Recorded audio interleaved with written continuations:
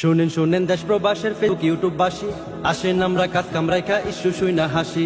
এই গানেরই স্পন্সর দিল Ashraf care, issue four হই না সবাই হইয়া যাইবেন ফায়ার।